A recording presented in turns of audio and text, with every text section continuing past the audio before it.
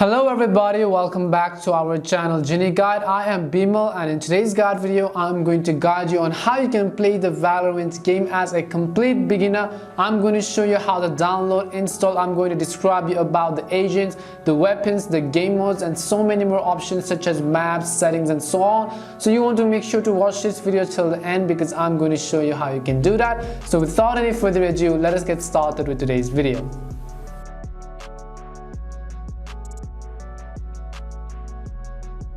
So firstly, I'm about to simply show you how you can actually download the Valorant game to your Windows device. So first of all, I'm going to open any of my browser right over here.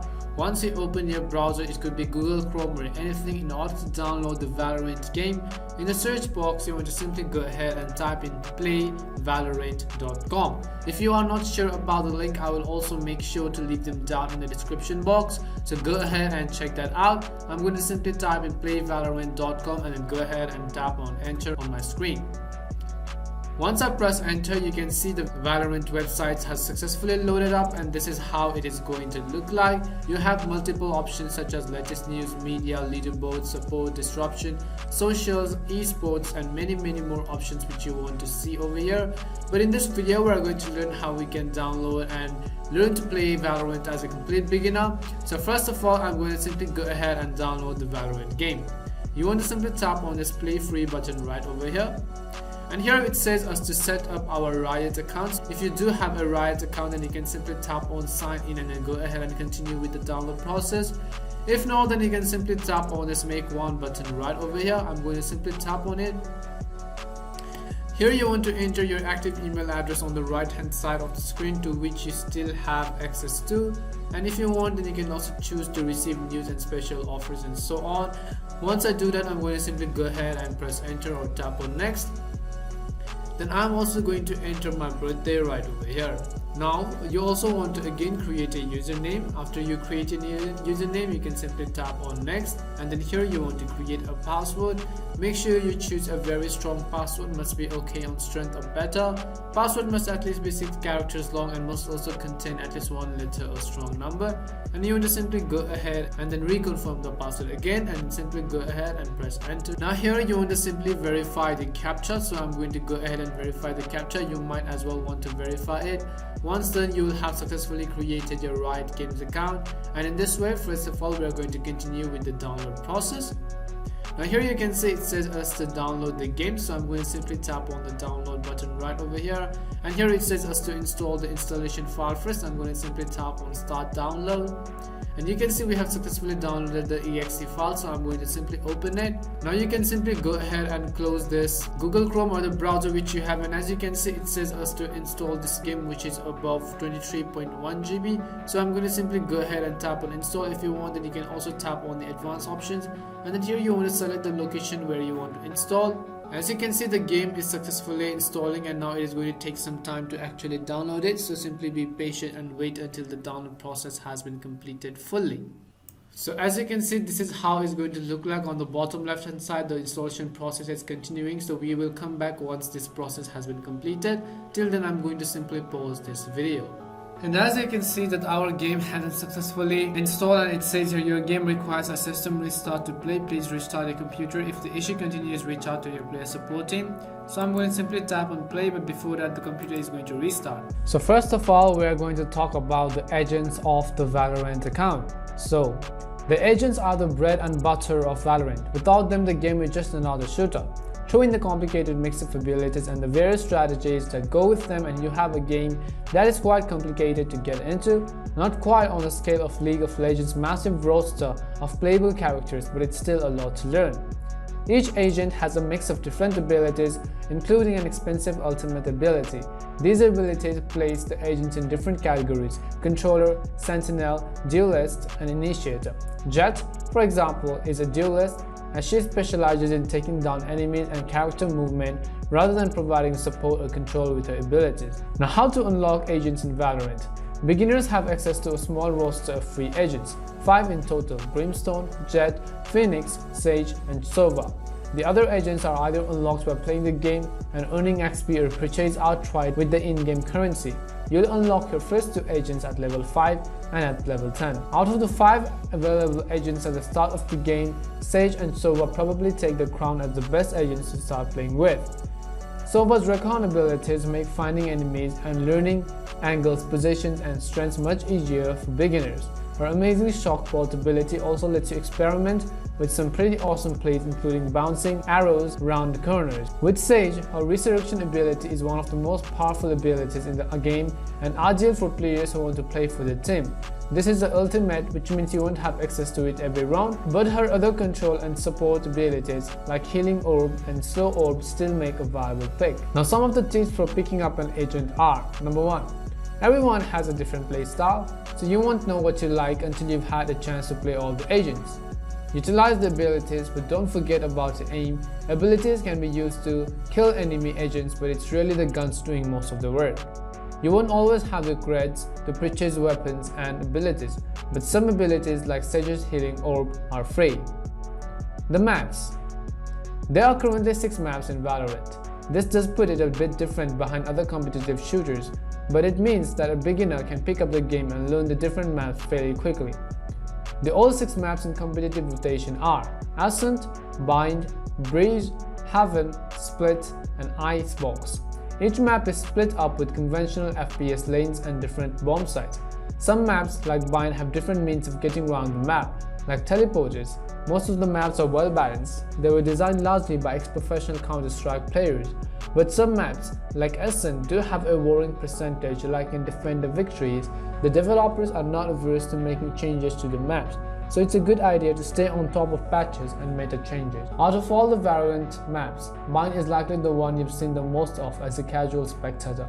It's highly favored in competitive play. Breeze, the game's newest map, did not feature during the recent tournament in Reykjavik, but is now available to play in public matches. The typical competitive setup is 2 teams of 5 defenders and attackers. It's the attacker's task to plant the spike at a bomb site, and it's the defender's job to stop them. You've likely seen the formula before, either in Call of Duty Search and Destroy or the classic Counter-Strike format. This mode is known as Plant Defuse. There are 12 rounds on attacker defense, and then the teams swap to the other side. The first team to 13 rounds wins the game. If the game ends at a 12-12 stalemate, a 10 sudden death round follows. You can either play in the competitive queue where you earn rank points, or the unrated version of the mode where nothing is on the line other than your own dignity. Points are earned during the round. These can be used to purchase weapons and abilities. Points are retained between rounds, hence the innovation of the economy round, where players save points to buy better weapons abilities on the next round. The spike has a timer. Defenders must defuse the spike within the time limit, or they will lose the round even if all attackers are dead. There are a couple of different game modes in Valorant. Replication. Players all play as the same agent selected in the pre-game screen. It follows the same plant defuse formula. Spike Rush. All players start the round with a random weapon, the same weapon, and there are orbs that spawn around the map.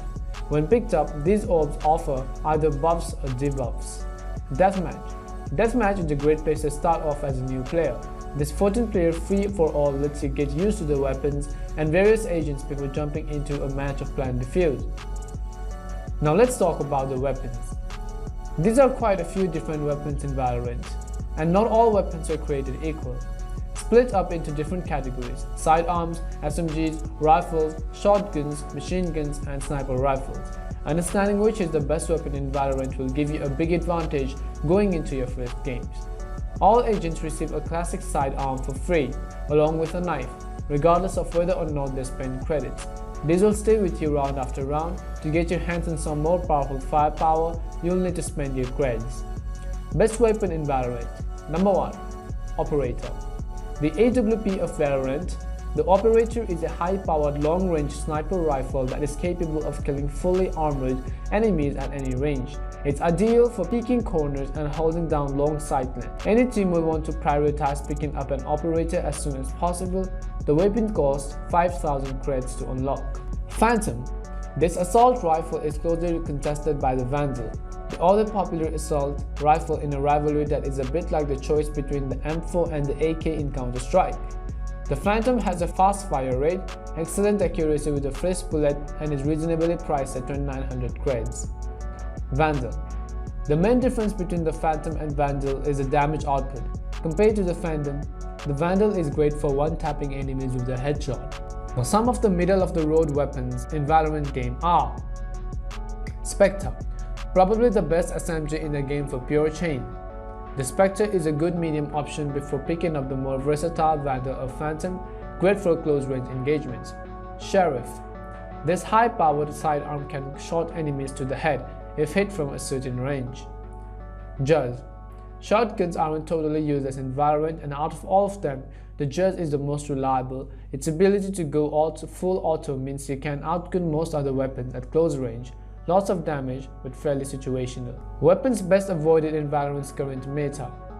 Though the gun balance in Valorant is quite good, and the meta frequently undergoes patch changes and tweaks, there are still a couple of weapons best avoided in the current meta.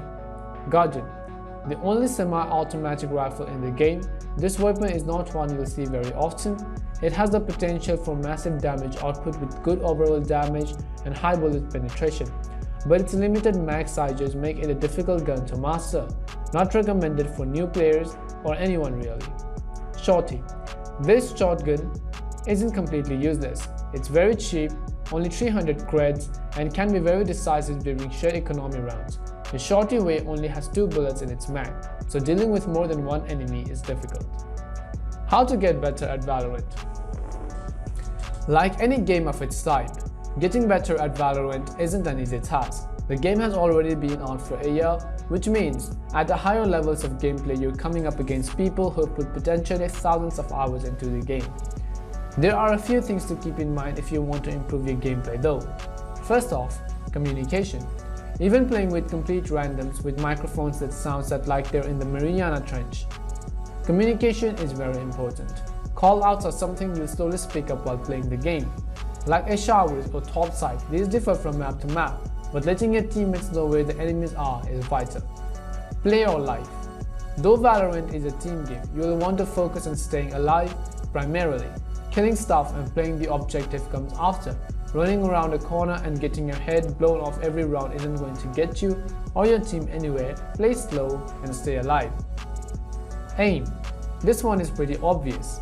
Hitting your shots is pretty important in a game like Valorant. Decent players will usually warm up with a few games of deathmatch before playing an unrated or competitive match. Likewise, you can use various aim trainer games and tools configured to Valorant settings to help you improve. Learn the agents. Each agent has a unique playstyle. As a total beginner, you'll probably feel a bit lost. But there are plenty of resources online that only talk you through the various agents' abilities. Whether you're a supporting character, a slayer, or provide map control, there are plenty of different ways to play the game. So these were some of the basic guide on how you can actually play the Valorant game as a complete beginner. We hope this video was really helpful, and if it did help you, then make sure to leave a like and subscribe. As always, thank you very much for watching till the end, and see you soon in our next video.